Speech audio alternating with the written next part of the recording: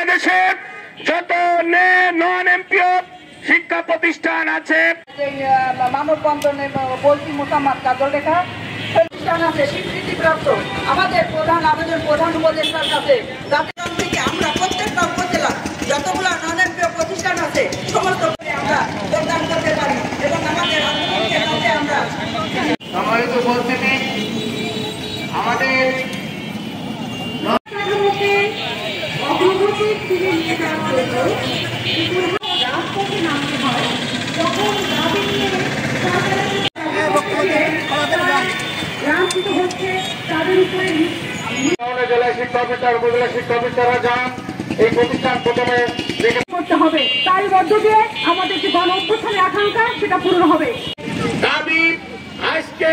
গণ দাবিতে পরিণত হয়েছে। আলোচনা শেষ করছি, ধন্যবাদ সবাইকে।